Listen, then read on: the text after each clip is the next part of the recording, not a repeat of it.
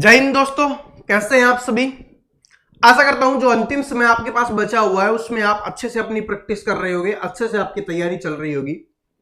तो आज गणित का जैसा आपका पेपर होता है ना, वैसा ही मैं आपके लिए टेस्ट लेके आया हूं। और ये टेस्ट बहुत बड़ा हम नहीं रखने वाले, सिर्फ 10 क्वेश्चंस का टेस्ट होने वाला है और आपको ये देखना है कि आप 10 क्वेश्चंस में से कितना स्कोर कर पा रहे हो। देखिए, मैं आपको सिंपली एक बात यहां पर बता देता हूं। अगर आपको मैथ में स्कोर करना है, गणित में स्कोर करना है और आपका टारगेट है कि मुझे 40 में से 40 नंबर पक्के करने हैं, तो आज 10 के 10 क्वेश्चंस है ना, ये आपको आने चाहिए। अगर आपको ये क्वेश्चंस नहीं आ रहे तो इसका मतलब क्या है कि आपने अभी मेहनत नहीं की। जो आपका ये लक्ष्य है वो आप अचीव नहीं कर सकते, क्योंकि अभी इतना समय बचा भी नहीं हुआ कि आप और पढ़ लोगे। बात समझ में आ रही है? तो देख लो, इससे आपका कॉन्फिडेंस बढ़ जाएगा। जो स्कोर कर पा रहे हो बहुत अच्छी बात है। किसी एक टॉपिक में प्रॉब्लम होती है, उस टॉपिक को पढ़ के आप उसको दूर कर सकते हो, अपनी प्रॉब्लम को, और फिर आप स्कोर कर सकते हो। तो चलिए बिना देरी के स्टार्ट करते हैं। और लास्ट में आप सभी को कमेंट करके जरूर बताना है कि आपके 10 क्वेश्चंस में से कितने क्वेश्चन सही हुए हैं। ये आप सभी कमेंट करके जरूर बताओगे, ताकि मुझे भी पता चले कि कौन कौन स्टूडेंट इतने हैं जिसके 10 क्वेश्चन सही किए हैं, किसने 9 क्वेश्चन सही किए हैं, तो हमें पता चल जाएगा।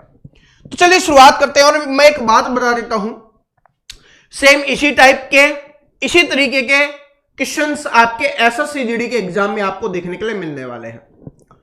तो पहला क्वेश्चन आपकी स्क्रीन पे आपको दिखाई दे रहा है और ये टाइम एंड वर्क का क्वेश्चन है और बहुत अच्छा क्वेश्चन है। जो आपकी एसएससी जीडी का फेवरेट टाइप रहती है, वही क्वेश्चन हमने पहला यहां पर लिया है।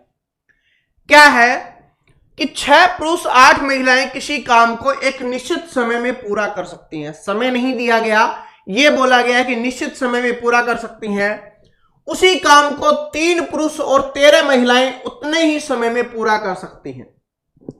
यदि एक पुरुष इस काम को 12 दिनों में पूरा कर सकता है, तो 4 महिलाएं इस काम को कितने दिनों में पूरा कर पाएंगी। टाइम एंड वर्क की एक अच्छी खासी ये जो टाइप है वो है। मैं आपको समझा भी चुका हूं। जैसे क्या बोला गया, देखिए 6 मैन है प्लस में 8 वुमेन है, ये काम करती हैं। किसके बराबर काम करती हैं? जितने 3 मैन प्लस में 13 वुमेन काम करती हैं, उतने ही दिन में काम करती है। दोनों बराबर समय ले रही है, इतना हमें बोला गया है और वो हमने लिख दिया है। अब क्वेश्चन हमने पढ़ लिया, क्वेश्चन को थोड़ा छोटा कर लेते हैं, ठीक है। उसके बाद देखिए, हमें मैन और वुमेन की कैपेसिटी निकाल लेनी है कि वो कितना कितना काम करती है। 6 मैन इधर है, 3 मैन इधर आ जाएगा, माइनस का हो जाएगा। 13 वुमेन उधर है, 8 उधर जाएगा, माइनस का हो जाएगा। इधर से कितना बच गया? 3 मैन बच गया। और उधर से कितना बच गया? 5 वुमेन बच गया। मैन बटे वुमेन करेंगे तो 5 बटे 3 हो जाएगा। इसका मतलब आदमी 5 काम करता है, वुमेन 3 काम करती है। देखिए, इतना आपको लिखने की आवश्यकता नहीं है, आप डायरेक्ट भी कर सकते हो। मैं आपको यहां पर समझाते हुए भी चल रहा हूं ताकि किसी को कोई भी प्रॉब्लम ना हो, क्योंकि समय आपके पास अंतिम है और अगर अब समझ में नहीं आया तो फिर प्रॉब्लम हो जाएगी पेपर में। आपको लिखना नहीं है, आप डायरेक्ट ऐसे कर सकते हो कि भाई 6 में से 3 गया तो इसका मतलब 3 मैन बचा, और 13 में से 8 वुमेन गया तो इसका मतलब 5 वुमेन बचा। ठीक है, मैन बटे वुमेन ये आपका 5 बटे 3 ही आ जाएगा। अब देखिए क्या बोला गया कि यदि एक पुरुष इस काम को 12 दिन में कर सकता है, एक पुरुष 12 दिन में कर सकता है, 12 दिन में कर सकता है, और एक दिन में वो कितना काम करता है, उसकी क्षमता हमारे पास है 5 काम करता है। इसका मतलब टोटल काम कितना निकल के आ गया? 60 काम निकल के आ गया। टोटल काम कितना हो गया? 60 हो गया। अब हमसे पूछा है कि 4 महिलाएं इस काम को कितने दिन में करेंगी। एक महिला जब 3 काम करती है तो 4 महिलाएं कितने काम करेंगी? 12 काम करेंगी। और 60 काम को करने के लिए उनको कितने दिन का समय लगेगा दोस्तों? 5 दिन का समय लगेगा। इसका मतलब 5 दिन यहां पे करेक्ट आंसर हो जाएगा। बहुत अच्छा क्वेश्चन है, बहुत ही स्मार्ट क्वेश्चन है। स्मार्ट तरीके से आपको करना है, आराम से कर सकते हो। 5 3 इनकी क्षमता निकल के आ गई। जब एक आदमी 12 दिन में काम करता है और एक दिन में वो 5 काम कर रहा है, क्योंकि मैन की क्षमता कितनी निकल के आई थी? 5, यानी एक दिन में 5 काम करता है। 12 दिन में 60 काम करेगा, इसका मतलब टोटल काम कितना हो गया? 60 काम हो गया। अब एक महिला 3 काम करती है और 4 महिलाओं के बारे में बात की गई है, तो 12 एक दिन में वो 12 काम कर देंगी, क्योंकि 3 गुना 4 हम करेंगे। शायद काम करना है तो शायद को 12 से भाग देंगे, 5 दिन हमारा आंसर हो जाएगा ऑप्शन नंबर बी। जिस भी स्टूडेंट ने किया उसका बिल्कुल करेक्ट है, जिसको नहीं आता था अब उसने सीख लिया होगा। चलिए अब दूसरे क्वेश्चन पे चलते हैं। घबराना नहीं है, क्वेश्चंस को सोल्व करते हुए चलना है आराम से, और नहीं आता तो समझते हुए चलना है, क्योंकि पेपर में गलती नहीं होनी चाहिए। अगर अब गलती कर रहे हो वो चल सकता है, लेकिन पेपर में गलती करोगे वो कभी नहीं चलेगा। देखिए क्या है, एक दुकानदार कोई गैजेट 25% की छूट पर 1125 रुपए में खरीदता है। यदि वह इसे अंकित मूल्य के 10% छूट देकर बेचता है तो उसे कितना लाभ होगा, यह अपने को बताना। इसमें कुछ स्टूडेंट ऐसे हैं कि भाई अंकित मूल्य निकालेंगे, फिर उस हिसाब से करना चाहें तो आप उस हिसाब से भी कर सकते हो, यह आपके ऊपर डिपेंड करता है। लेकिन आप डायरेक्ट कर सकते हो, क्योंकि देखिए क्या है कि अंकित मूल्य पर 25% की छूट दी जा रही है और उसके बाद इतने में बेचा जा रहा है। इसका मतलब अंकित मूल्य के 75% में बेचा गया है, इतना तो आपको पता चल गया, और उस 75% का मान भी दिया गया है इतना। इसका मतलब 1125 है, ये 75% का मान है। उसके बाद देखो क्या है, उसके बाद बोला गया है कि यदि वह अंकित मूल्य पर 10% की छूट देकर बेचता तो उसको कितने का लाभ होता। 10% की छूट बेचता, इसका मतलब क्या है कि वो 90% में बेचता अंकित मूल्य के, तो निकाल के देख लो कितने में बेच रहा होता। 15 5 75, 15 6 90, और 5 से इसको काटोगे 225 पे, ठीक है, और 1200, और भाई कितना हो जाएगा, 1200 हो गया, 25 75 और 150, यानी 1350 हो जाएगा। 1350 रुपए में वो इसको बेचता। खरीदा कितने में था उसने, 1125 में खरीदा था। इसका मतलब 225 रुपए का क्या हो जाता, उसको लाभ हो जाता। कितना हो जाता, 225 रुपए का लाभ होता।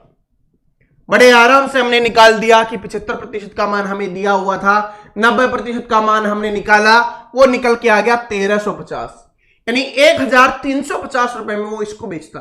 लेकिन क्या बोला है कि लाभ कितने का होता, इतने में तो वो बेच रहा है। हमसे ये नहीं पूछा कि कितने में बेच रहा है, हमसे लाभ पूछा है। तो 1350 रुपए में बेच रहा है, 1125 में खरीदा था, दोनों को माइनस कर दो, आपका लाभ निकल के आ गया, और वो लाभ हो जाएगा 225 रुपए। इसको प्रतिशत में भी पूछ सकता है तो प्रतिशत में भी आप आराम से निकाल सकते हो, प्रतिशत तो आपको आता ही है। चलिए तीसरा क्वेश्चन देखते हैं आपका। क्वेश्चन नंबर तीसरा देखिए क्या है, ये वाली टाइप बड़ी ही शानदार और बार बार एसएससी जीडी के एग्जाम में पूछी जाती है। इस टाइप का मैं आपको एक सिंपल तरीका बताता हूं। आपको देखिए क्या है कि मैं एक चीज बताता हूं, अब अंतिम समय है, आपको पता है, तो आपको अपनी स्पीड बढ़ानी है, ये भी आपको पता है। तो जब ऐसे छोटे मोटे क्वेश्चंस आए ना, तो उनको कुछ करना नहीं है, अपनी स्पीड का, अपने जो नॉलेज है उसका यूज करना है, पेन का यूज नहीं करना। देखो क्या है, एक व्यक्ति 2 मोबाइल फोन प्रत्येक 6000 रुपए में बेचता है, जिनमें से एक मोबाइल पर उसे 25% का लाभ होता है और दूसरे मोबाइल पर 25% की क्या होती है, हानि होती है। इस पूरे लेन देन पर होने वाले लाभ या हानि प्रतिशत की गणना कीजिए। देखिए ये वाली टाइप बार बार रिपीट होती है, तभी मैं आपको समझा रहा हूं। सेम यहां पर लाभ हो रहा है और सेम प्रतिशत ही यहां पर हानि हो रही है, हमें ऊपर वाले से कोई भी मतलब नहीं है। अगर बराबर लाभ और बराबर हानि हो रही है तो हमेशा हानि ही होगी, लाभ कभी भी नहीं होगा। तो लाभ वाला आंसर आपका हो नहीं सकता, लाभ वाला आंसर आपका हो नहीं सकता।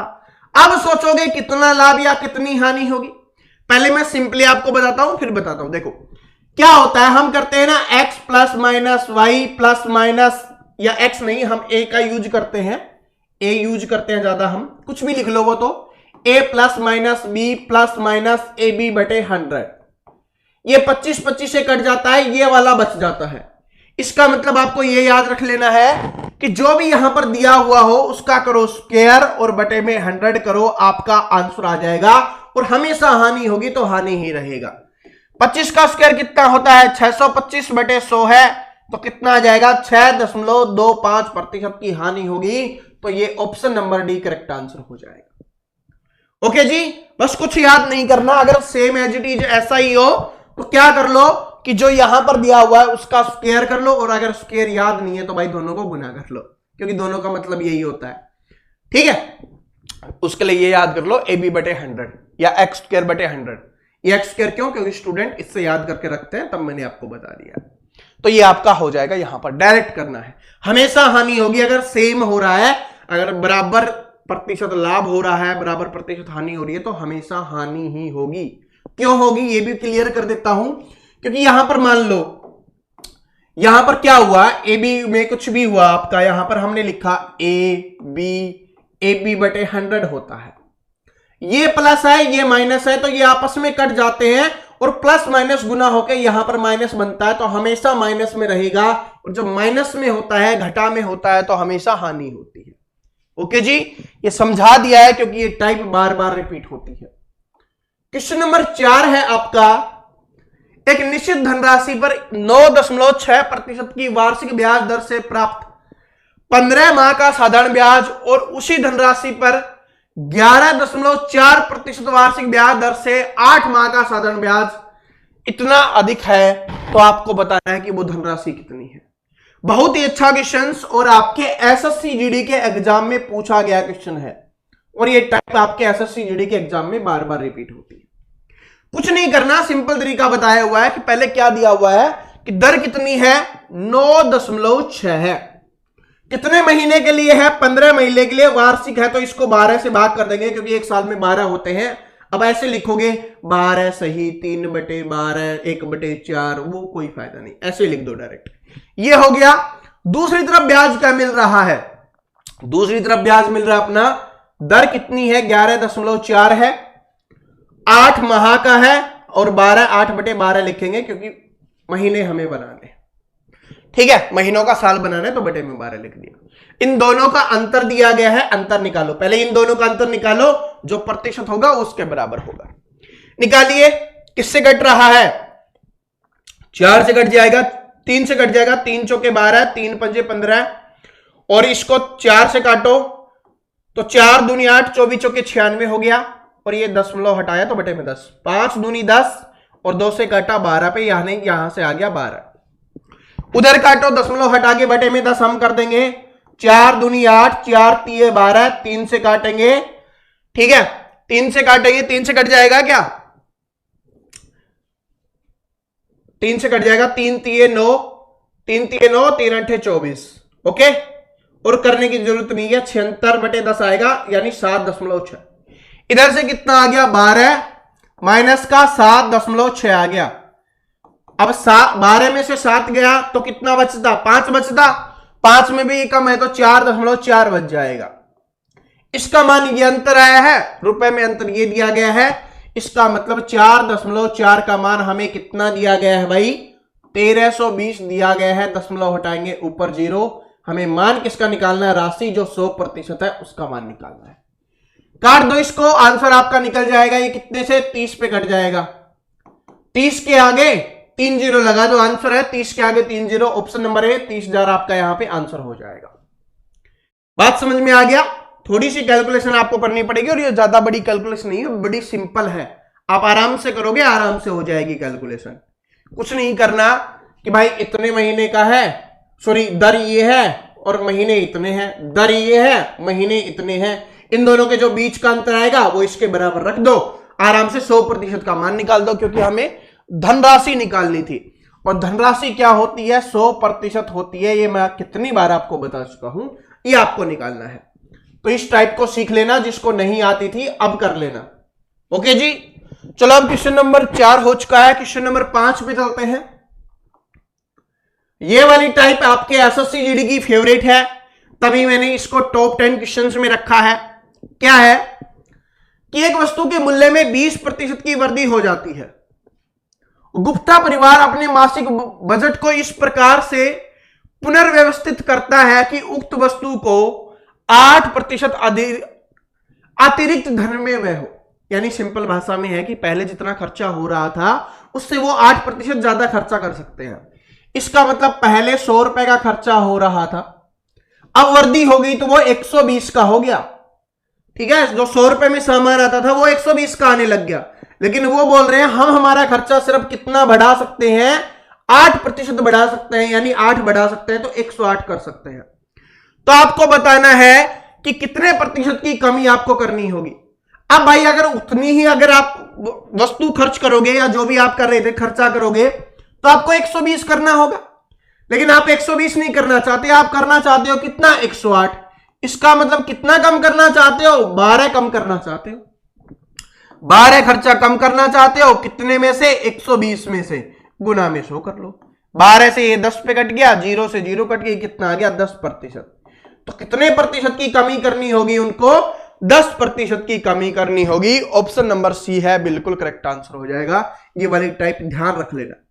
जो वस्तु पहले 100 रुपए में आ रही थी अब वो 120 में आने लग गई है, लेकिन वो बोल रहे हैं कि हमें 120 रुपए खर्च नहीं करेंगे, हम तो सिर्फ 108 रुपए ही खर्च कर सकते हैं। इसका मतलब कितने रुपए कम खर्च करेंगे, वो 12 रुपए कम खर्च करेंगे। कितने में से, अरे भाई जितने रुपए में चीजें आ रही है उसमें से ही तो कम करेंगे, इसमें से। तो 12/120 और प्रतिशत के लिए 100 यूज करते ही है, तो आपका आंसर आ जाएगा 10% की क्या करनी होगी, उनको कमी करनी चाहिए। ओके जी, चलो अब क्वेश्चन नंबर 6 में चलते हैं।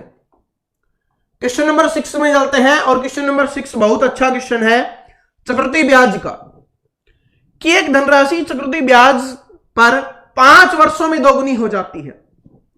5 वर्षों में, देखिए मैं आपको समझा देता हूं, 5 वर्षों में दोगुनी हो जाती है, तो उतनी ही राशि स्वयं की 4 गुनी कितने वर्षों में होगी, अपने को बताना है। देखिए ये वाली टाइप है, इसको सीख लो, फिर ये कितने भी प्रकार की आ जाए कि 5 वर्षों में, 50 वर्षों में, 2 गुनी, 8 गुनी, 15 गुनी, कितनी भी गुनी आपको बोले, आप आराम से आंसर निकाल सकते हो। कैसे करना है, देखिए 5 वर्ष में 2 गुनी बोला है, फिर उसके बाद बोल रहा है कितनी होनी चाहिए, 4 गुनी होनी चाहिए। अब ये 4 गुनी कैसे हो सकती है, अब इसको 2 से गुना नहीं करना, आप ये करो 2 को 2 से गुना करोगे नहीं, ये हो रहा है कि 2 की पावर 2, चक्रवृद्धि ब्याज में ध्यान रखना, 2 की पावर 2, 2 की पावर 2 करने पर 4 आ रही है, तो जितनी इधर पावर करेंगे बस उस पावर को इधर गुना कर देना, 5 गुना 2 कर दो तो कितना हो जाएगा, 10 वर्ष हो जाएगा। तो ऑप्शन नंबर 1 करेक्ट आंसर हो जाएगा। दूसरा क्वेश्चन मैं आपको बताता हूं जो पूछा जाता है पेपर में, बार बार रिपीट होता है, ये तो आंसर निकल गया ना, ठीक है। अब आपको क्या बोलेगा, 4 गुनी नहीं पूछता, वो चक्रवृद्धि ब्याज किधर रहेगी और वो आपसे 8 गुनी पूछता है, 8 गुनी। 8 गुनी कितने वर्षों में होगी अपने को बताना है, क्योंकि कुछ स्टूडेंट रट लेते हैं ना कि 5 वर्षों में 2 गुनी हो रही है, 4 बताया था तो इधर 2 हुआ तो इधर भी 2 कर दिया, 10 कर दिया। नहीं, देखो रटना नहीं है। 8 कब हो सकता है, जब 2 की पावर 3 करेंगे तब 8 आता है, तो जितनी पावर उधर उतनी इधर गुना कर दो, तो 5 गुना 3 करो 15 वर्ष में, सिर्फ अगले ही 5 वर्ष में दुगनी हो जाएगी, फिर 4 से 8 हो जाएगी, तो ये आंसर आएगा 15 वर्ष। ठीक है, इधर ये इसके में रहेगा, 2 की पावर में ही रहेगा, यानी यहां पर जो दिया हुआ होगा ना उसी की पावर में ये रहने वाला है, इधर वाला। बात समझ में आ गया, तो ये वाली टाइप है वो सबसे ज्यादा बार रिपीट होती है। बात समझ में आ गया, तो आ जाए तो आराम से कर देना, अब किसी को कोई प्रॉब्लम नहीं होनी चाहिए। तो चलिए शुरुआत करते हैं, अगला क्वेश्चन देखते हैं। ये कौन सा था, क्वेश्चन नंबर 6 था। अब क्वेश्चन नंबर अपना 7 देखते हैं। क्वेश्चन नंबर 7 बहुत ही अच्छा क्वेश्चन है, और ये मैं क्यों करवा रहा हूं, क्योंकि ऐसे भी छोटे मोटे प्यारे प्यारे क्वेश्चन आपके एग्जाम में आते हैं जिनमें सिर्फ लैंग्वेज समझ लोगे तो आंसर आप कर सकते हो, इतना मुझे पता है। क्या है कि खिलौने की एक दुकान फैक्ट्री में एक कर्मचारी 5 मिनट में एक खिलौना तैयार कर सकता है, यानी वो 5 मिनट में एक खिलौना तैयार करता है, बनाता है। 10:30 बजे उन्होंने बनाना शुरू किया और 12:30 तक उन्होंने 1248 खिलौने बना दिए। तो आपको बताना है कि कितने कर्मचारियों ने ये खिलौने बनाए थे, या बोल सकते हो कि कितने कर्मचारी है जो काम पर लगे थे, ये अपने को बताना है। 10:30 से 12:30, इसका मतलब 2 घंटे का समय है, और 2 घंटे में 120 मिनट लगते हैं। 2 घंटे में कितने हो गए, 120 मिनट हो गए। अगर एक आदमी बना रहा होता तो भाई 5 मिनट में एक खिलौना वो बनाता है, तो 120 मिनट में वो सिर्फ 24 खिलौने ही बना पाता। 1 मिनट में कितने खिलौने बना पाएगा, वो सिर्फ 24 खिलौने ही बना पाएगा। लेकिन 24 खिलौने बनाने से कंपनी नहीं चलती। उन्होंने बोला कि बनाने कितने खिलौने हैं, 1248 बनाने हैं। जब एक आदमी 24 बनाता है तो 1248 खिलौने बनाने के लिए कितने व्यक्तियों की आवश्यकता होगी, अपने को बताना है। काट दो, 24 से भी कट जाएगा, वरना 12 से काट लो, आसान हो जाएगा। 12 दूनी 24, 12 कम 12, 12 चौके 48। 2 से काटोगे तो कितने पे जाएगा, ये 52 पे। तो इसका मतलब 52 व्यक्तियों की आवश्यकता होगी, 52 कर्मचारियों की आवश्यकता होने वाली है। बात समझ में आ गई भाई? 2 घंटे में 120 मिनट, 5 मिनट में एक खिलौना बनता है एक आदमी के द्वारा, तो 24 खिलौने वो बना पाएगा 2 घंटे में। लेकिन बनाने कितने खिलौने हैं? 1248, तो 24 से भाग कर दो। जब एक आदमी 24 बना पाता है तो इतने खिलौने बनाने के लिए कितने आदमियों की आवश्यकता होगी, कर्मचारियों की आवश्यकता होगी? वो हो जाएगा आपका 52। ओके, समझ में आ गया? बस समझ में ही आना चाहिए। चलो अब क्वेश्चन नंबर 8 देखते हैं। ये वाली टाइप भी आपके एसएससी जीडी की फेवरेट रही है, लेकिन इसमें थोड़ा ट्विस्ट वाला क्वेश्चन मैंने डाल दिया है ताकि कैसे भी आ जाए आप आराम से कर लो। कि एबीसी में इस प्रकार विभाजित किया जाता है, तो ए है, बी है और सी है, कि ए का हिस्सा बी के हिस्से का 1/3 है। ए का हिस्सा बी के हिस्से का 1/3, तो ऊपर वाला ऊपर वाले के लिए, नीचे वाला नीचे वाले के लिए, तो ए का 1 हो गया, बी का 3 हो जाएगा। फिर बोला कि बी को सी से 20% अधिक धनराशि मिलती है। अगर यहां पर भी बटे में होता तो हम आराम से अनुपात निकाल लेते, लेकिन 20% अधिक बोला है तो कोई दिक्कत नहीं है। 20% अधिक मिलती है तो मतलब सी को 100 मिलती है, तो इसको 120 मिलती है। अनुपात में निकाल लो तो कितना हो जाएगा? 5 और 6, तो इधर लिख दो भाई, इसको 6 मिलेगा, इसको 5 मिलेगा। टोटल अनुपात अब निकाल लेंगे तो क्या बताया था? इसको इसको और इसको गुना कर लो। इधर से कितना आ गया? 6, इधर से 18 और इधर से 15। 3 से कट रहा है तो 3 से काट दो, 3 दूनी 6, 3 6 18 और 3 5 15। अब टोटल अनुपात ये निकल के आ गया 6 5 11 और 2 कितना हो गया? 13 हो गया। 13 अनुपात का मान कितना दिया हुआ है? 39,000। तो 13 बराबर 39,000, 1 बराबर कितना हो जाएगा? 3,000 रुपए हो जाएगा एक अनुपात का मान। अगर हमारे पास जैसे ही एक अनुपात का मान आ जाता है, अब हमसे कुछ भी पूछ ले, हम आराम से निकाल सकते हैं। ए का हिस्सा ज्ञात कीजिए। ए का हिस्सा 2 अनुपात था, जब एक अनुपात का मान 3,000 है तो 2 अनुपात का मान क्या हो जाएगा? 6,000 हो जाएगा। ऑप्शन नंबर ए क्या हो जाएगा? यहां पे करेक्ट आंसर हो जाएगा।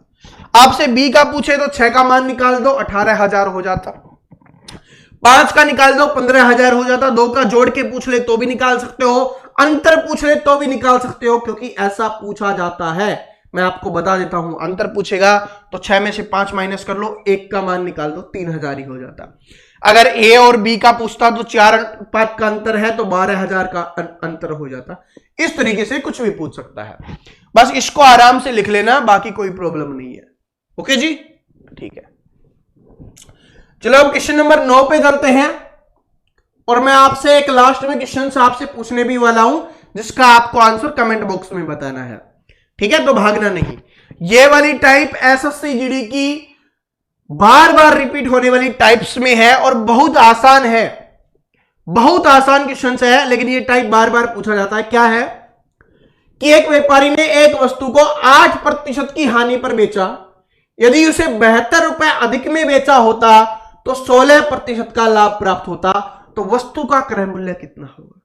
इसके लिए हमें क्या करना है? अगर ये अलग अलग दिए गए हैं, देखो यहां पर हानि हुई है और यहां पर लाभ हुआ है, अगर अलग अलग दिए हुए हो, चाहे ऊपर लाभ हो नीचे हानि हो, कुछ भी हो, अलग अलग हो, तो दोनों को जोड़ना है। अगर दोनों जगह सेम दिए गए हैं तब अपने को घटाना है, माइनस करना है। तो दोनों अलग अलग दिए गए हैं, तो 16 और 8 कितना हो गया? 24, यानी 24% का अंतर आ रहा है। किस वजह से? 72 से। 1 बराबर कितना हो गया? 3 का, तो 100 बराबर कितना हो जाएगा? 300 का हो जाएगा। तो option number D correct answer हो जाएगा। हमसे यही पूछा था कि वस्तु का क्रय मूल्य कितना था? 300।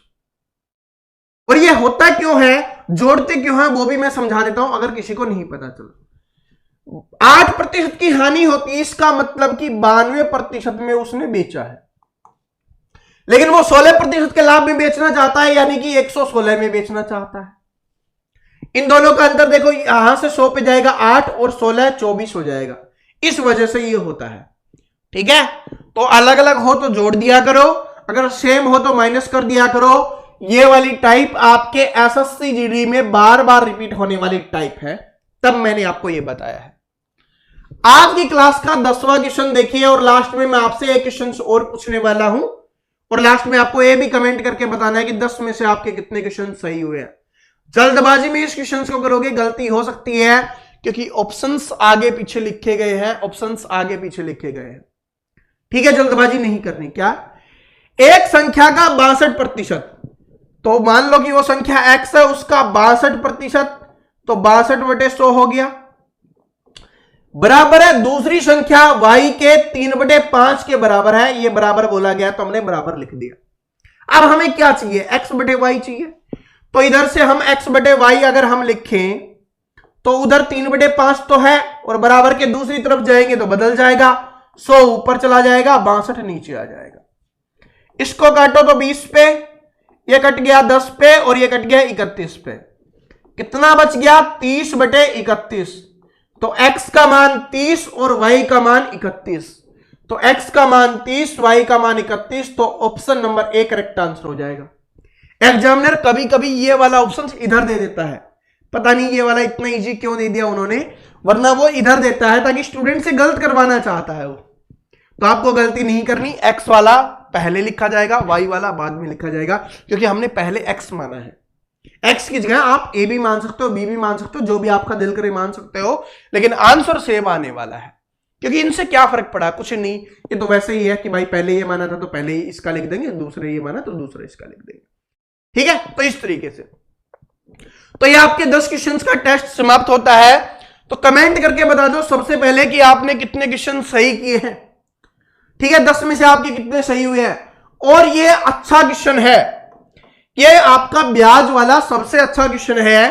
तो आप सभी स्टूडेंट इसका कमेंट करके बताएंगे जिसको ये क्वेश्चन आता है, और जिसको नहीं आता कल आपको ये ब्याज वाली जो क्लास मिलेगी उसमें देख लेना, मैं उसमें आपको सोल्व करवा दूंगा। बहुत ही अच्छा तरीका मैं इसका आपको बता दूंगा। अगर नहीं आता है तो, आता है तो कमेंट सेक्शन में आंसर आ जाना चाहिए। और 10 में से आपके कितने क्वेश्चन सही हुए हैं यह भी आप कमेंट करके जरूर बताओगे।